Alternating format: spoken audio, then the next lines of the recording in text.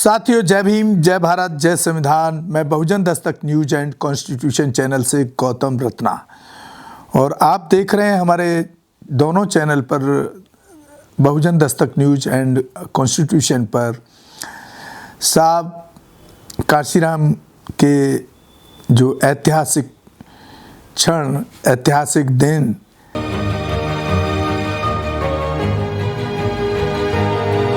किस तरह से वो बहुजन समाज के लिए संघर्ष करते थे, वंचितों को इक्वलिटी, समानता, बराबरी के लिए किस तरह से उन्होंने लड़ाई लड़ी। और अगर आप उनकी हिस्ट्री नहीं पढ़ते हैं तो मैं समझता हूँ ये बड़ा दुखद है। आपको अपने महापुरुषों की हिस्ट्री पढ़ना चाहिए, और इसीलिए हमारी कोशिश होती है कि हम अपने महापुरुषों की हिस्ट्री पर काम करें।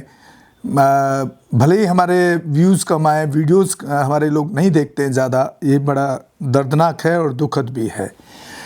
तो शुरू करते हैं साहब के काशीराम जी के हिस्ट्री से जुड़ा हुआ आज का एपिसोड। मेरे पैरों में पड़े छाले देखकर तेरी आंखों में आंसू आ गए, सोचकर देख मेरा क्या हाल हुआ होगा।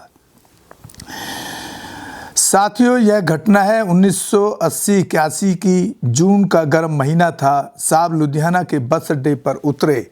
वहाँ से उन्हें एक कार्यकर्ता नाम सतपाल के घर जाना था। लगभग 3 किलोमीटर का रास्ता था। साहब ने एक रिक्शे वाले को जाने के लिए पूछा तो उसने 5 रुपये मांगे। साहब ने कहा, मेरे पास तो केवल 8 आने 50 पैसे हैं। साहब कुछ आगे कहते इससे पहले ही रिक्शे वाला चलता बना।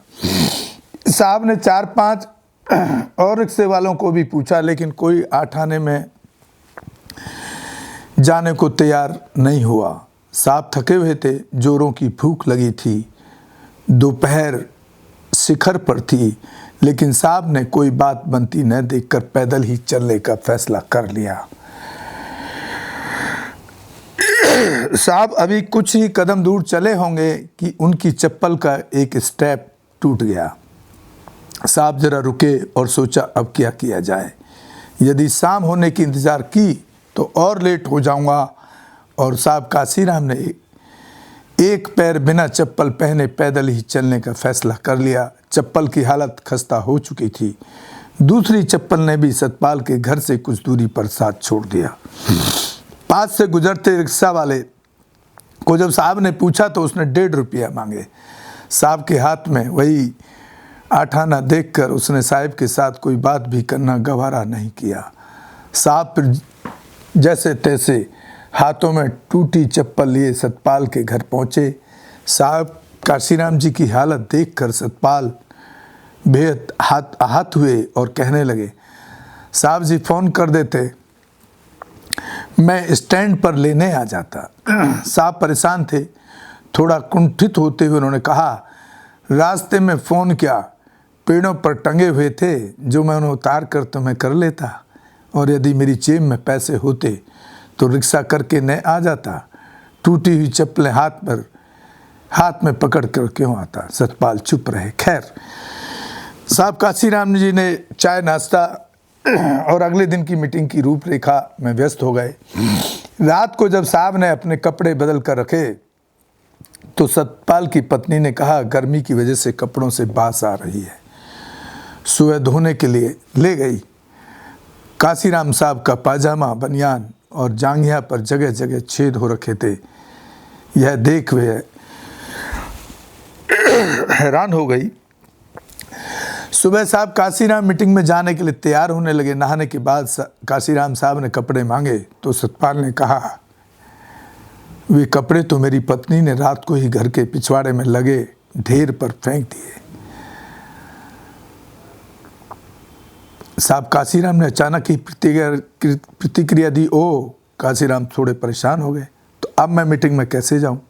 सतपाल को लगा कि काशीराम साहब के पास और कपड़े होंगे, लेकिन काशीराम साहब के पास वही कपड़े थे। सतपाल उसी समय नए कुर्ते, पाजामे, बनियान और जांघिया खरीदने के लिए बाजार दौड़े और लाकर काशीराम साहब को पहनने को दिया। साहब 2 दिन काशीराम साहब 2 दिन सतपाल के घर रुके और मिशन को लेकर बातचीत करते रहे, योजनाएं बनाते रहे। जब काशीराम साहब जाने लगे तो सतपाल की पत्नी ने 2 नए और कुर्ते और पाजामे और बनियान और जांघिया काशीराम साहब के बैग में डालते हुए कहा, साहब जी यदि आपने अब जो अपने फटे हुए कपड़े पहने तो फिर हमसे गुस्से के मारे बात नहीं करेंगे, हम आपसे गुस्से के बारे में बात नहीं करेंगे। तो साथियों, उनकी हिस्ट्री से एक एक दिन इतना भावुक करता है उनकी ज़िंदगी को जब हम देखते हैं साहब काशीराम जी को। और मैं उन लोगों में से हूँ कि कुछ टाइम मुझे उनके साथ उनको समझने का, उनके साथ काम करने का मौका मिला। सन 84 से काफ़ी टाइम तक लगातार। और जब अब इस पर एक प्रतिक्रिया भी बनती है जो मैं आपको कहने जा रहा हूँ। क्या आज के जो आपके जो रहनुमा, जो बहुजन समाज के जो रहनुमा जिनको आप देख रहे हैं, चाहे कोई भी हो, तो साहब मेरे प्रतिक्रिया भी इस पे बनती है कि आप जो आज जो बहुजन समाज की लड़ाई का चोला ओढ़कर हवाई जहाज से चलना, बड़ी बड़ी गाड़ियों से चलना, एक से एक शानदार कपड़े पहनकर घूमना, एक भीड़ लेके चलना, बाउंसर लेके चलना, क्या वो लोग आपके बहुजन समाज को जहां काशीराम साहब जहां तक ले गए वो ले जा पाएंगे? ये प्रश्न मैं आपके ऊपर छोड़ता हूं। ये आपको सोचना चाहिए। और मेरा मानना है कि जब तक आदमी अगर वो समाज की लड़ाई लड़नी है, उसको वंचितों की लड़ाई लड़नी है, महिलाओं के अधिकारों की लड़ाई लड़नी है, चाहे वो राजनीतिक सत्ता को कब्जा करने का माध्यम से करें या संविधान के माध्यम से करें, 2 ही रास्ते मुझे नज़र आते हैं। तो जिनको अपने स्वार्थ और सुख सुविधा को छोड़ने की जरा सी भी हिम्मत नहीं है, वो समाज की लड़ाई लड़ेंगे? एटलीस्ट मुझे तो नहीं लगता है। और साहब का इतना प्रभाव मेरे ऊपर है आज भी। मैंने वो सुख सुविधाओं को छोड़ा है।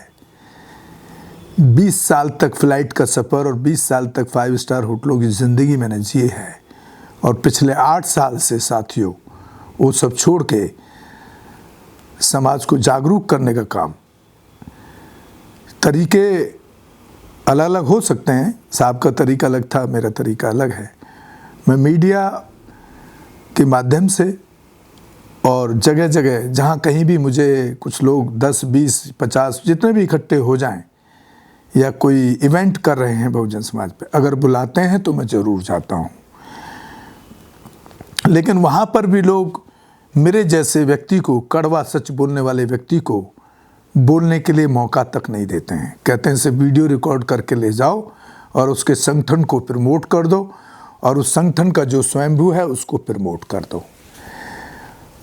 मुश्किल से बामुश्किल काफ़ी सारे प्रोग्राम में जाने के बाद भी मुझे शायद 2-4 बार ही बोलने का मौका हमारे उन बहुजन समाज के संगठनों ने या स्वयंभू ने दिया, जहाँ पर मैंने हमेशा अपनी बात को बिल्कुल जो मेरा अनुभव है उसको वहाँ साझा किया है, शेयर किया है और कड़वे सच के साथ किया है। और वो मैं करता रहूँगा। और एट्रोसिटीज़ पर मैं एक बहुत बड़ा काम कर ही रहा हूँ, करता हूँ। जहाँ कहीं भी हमारे समाज पर जुल्म, जाति, जोर ज़बरदस्ती का अत्याचार कहीं भी होता है और वो परिवार मुझ तक पहुँचता है, तो मैं उसको मदद करने में काफ़ी हद तक कामयाब रहता हूँ। और ये कामयाबी इस तरह के केसेस में बहुत बड़े क्वांटिटी में तो नहीं मैं कह सकता, क्योंकि मेरे पास उस तरह के सोर्सेज नहीं है, समाज का सपोर्ट नहीं है। तो लेकिन फिर भी जो भी मेरे तक पहुंच जाता है कोई पीड़ित, तो मैं उसको पूरी मदद करने के लिए कोशिश करता हूं। और अभी तक मैक्सिमम केसेस में पॉजिटिव रिजल्ट रहे हैं हमेशा। तो और साथियों, इसी के साथ मैं आपसे विदा लेता हूं। जय भीम, जय भारत, जय संविधान। आप हमारे दोनों ही channel Bahujan Dastak news and constitution को ज़्यादा से ज़्यादा शेयर करें, देखें, सब्सक्राइब करें, ताकि हम बहुजन मिशन को आगे ले जा पाएँ और हो सके तो एक आर्थिक सहयोग भी करें, क्योंकि इस पर जो खर्चा है वो एक बड़ा खर्चा है, जिसकी वजह से आज मैं खुद भी 25 लाख के कर्जे में हूँ। तो इसी के साथ आपको बहुत बहुत साधुवाद, धन्यवाद। हमारे चैनल लाइक, शेयर, सब्सक्राइब देखना मत भूलिएगा। जय भीम, जय भारत, जय संविधान, नमो बुद्धाय। धन्यवाद। चैनल आर्थिक समस्या से गुजर रहा है। अगर आप बहुजन समाज में बाबा साहेब अम्बेडकर और तथागत बुद्ध की विचारधारा को अधिक से अधिक लोगों तक पहुंचाना चाहते हैं तो हमें आर्थिक सहयोग प्रदान करें, ताकि हम अपने चैनल के माध्यम से देश विदेश में समता, बंधुता, एकता और संवैधानिक अधिकारों को ज्यादा से ज्यादा लोगों तक पहुंचा सकें। आप अपनी सहायता राशि नीचे लिखे खाते में जमा करा सकते हैं। खाता धारक गौतम रत्ना, खाता संख्या 3169576865 IFSC कोड SBIN 0060336, बैंक भारतीय स्टेट बैंक। आप हमारे बैंक खाते का विवरण स्क्रीन पर भी देख सकते हैं। जय भीम, जय भीम। मैं गौतम रत्ना, गौतम फिल्म्स प्रोडक्शन में आपका स्वागत करता हूँ। आप हमारे प्रोडक्शन हाउस के अंदर अपना कैरियर बना सकते हैं as a film director, as a producer and actor and actress and editor and cinematographer also. अगर आपको फिल्म से रिलेटेड कुछ भी प्रोजेक्ट आपको बनवाना है तो हमारे पास में पूरा सेटअप है, जिसमें फिल्म कैमरा है, शूटिंग लाइट्स है और एडिटिंग है। सारा A to Z एक ही जगह पर आपको हमारे यहाँ पर मिल जाएगा। तो दोस्तों, आप हमें कांटेक्ट कर सकते हैं हमारे नंबर्स पर 9810085714।